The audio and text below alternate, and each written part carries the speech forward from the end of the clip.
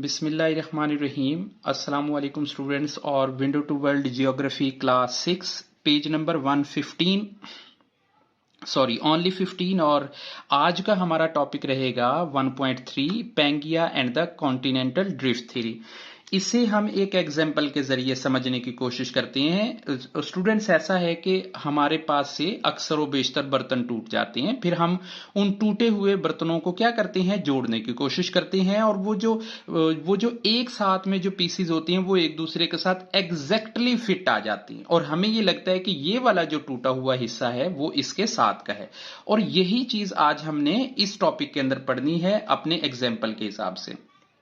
कैसा है कि ये जो मैप हमारे सामने, ये वाला जो मैप है, ये बेसिकली क्या है, ये आज के दिन का मैप है जो आज के टाइम के हिसाब से करंट सिचुएशन है। लेकिन जब हम मिलियन ईयर्स अगो की बात करेंगे, लाखों साल पहले की, तब ये वाली सिचुएशन यहां पे नहीं है। फिर है ये सारे के सारे जो कॉन्टिनेंट्स हैं वो सारे एक हैं और वो एक किस तरह से हैं, वो इस शक्ल के अंदर हैं जो 1.6 के अंदर सुपर कॉन्टिनेंट कॉल्ड पैंगिया की तरह से दी गई है। इसे कहा जाता था सुपर कॉन्टिनेंट और ये है आज के टाइम का मैप। अब हम देखते हैं कि shows the world map how the earth looks today, कि आज के टाइम में जो ये अर्थ है ये कैसी दिखाई देती है, ये हमें नजर आ गया।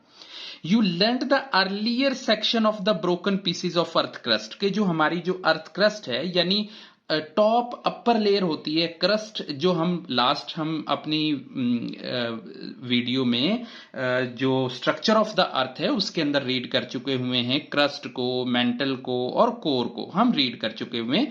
यानी क्रस्ट हमारी टॉप मोस्ट अपर लेयर होती है। अब ये जो क्रस्ट है ये बेसिकली सॉलिड होती है, तो ये प्लेट्स से, यानी कुछ आप कहें कि कुछ मटेरियल ऐसा होता है जिससे हम कहें कि वो रॉक्स की लेयर होती है जिन्हें हम प्लेट्स कहते हैं।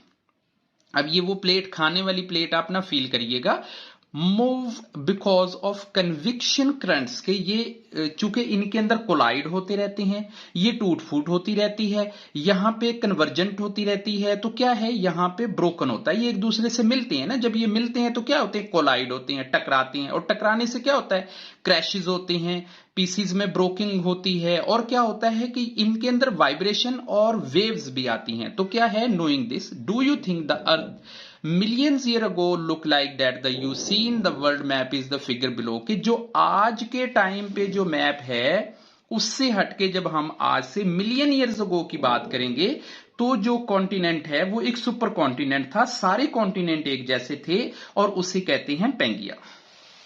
ये जो थ्योरी है स्टूडेंट, ये जो थ्योरी है ये है 1912 में एल्फ्रेड वेगनर ने प्रपोज किया था कि ये जो प्लेट्स होती हैं were once form together as a huge land mass of the Pangaea, कि ये उस टाइम के हिसाब से एक ही वक्त में एक जैसे में मिलके बनी थी और इन्हीं को कहा जाता है कि ये सुपर कॉन्टिनेंट है।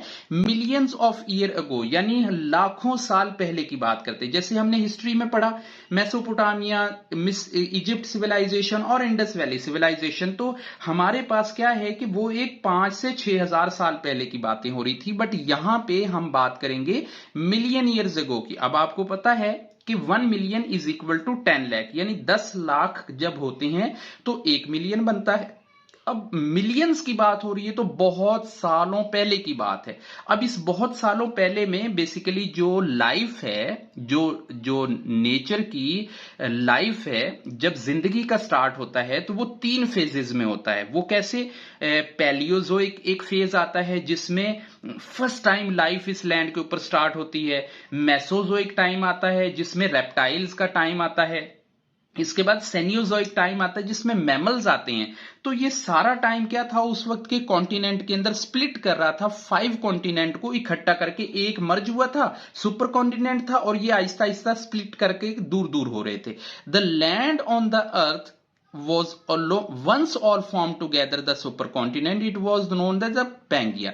ये इसकी डेफिनेशन भी है और आपने इसे एज इट इज अपने तौर पे इसे याद भी रखना है। यानी कॉन्टिनेंटल ड्रिफ्ट थ्योरी क्या है? The continental drift theory proposed by the Alfred Wagner in 1912 suggested that the continents have moved over the time we once joined together in a single supercontinent।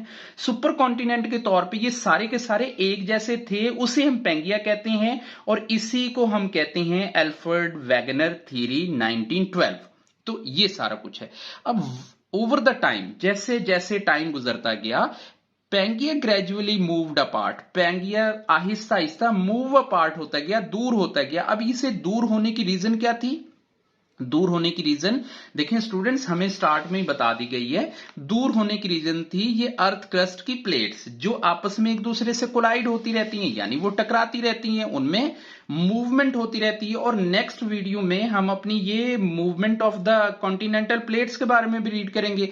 The theory of Pangaea broking into the moving apart is known the continental drift theory. इसी Pangaea को हम basically breaking और moving apart होने को, breaking और moving apart होने को, यानी टूटने को, एक जैसे बर्तन टूट जाता है वो 3 से 4 हिस्सों में टूट जाता है, उस प्रोसेस को, और जब वो टूट के एक दूसरे से दूर दूर जा गिरते हैं तो उसे हम कहेंगे कॉन्टिनेंटल ड्रिफ्ट थ्योरी। ये है।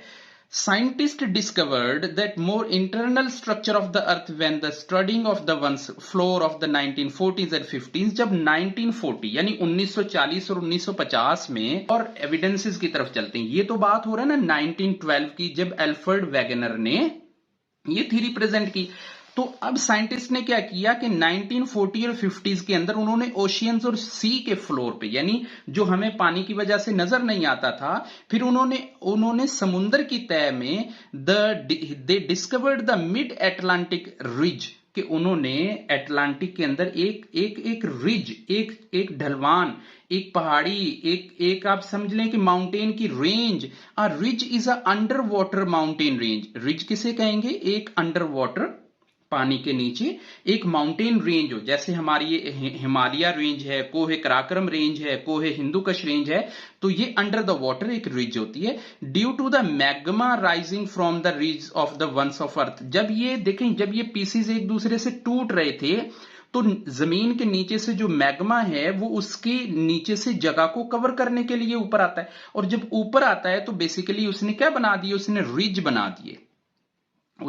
रिज बना दिए, माउंटेन रेंज बना दी। And the scientist raise the new crust from the form, this is the new crust. और ये वाली जो नई क्रस्ट है, पेज नंबर 16 पे स्टूडेंट्स इसकी 2 लाइनें हैं, वो थोड़ा और रीड कर लेते हैं।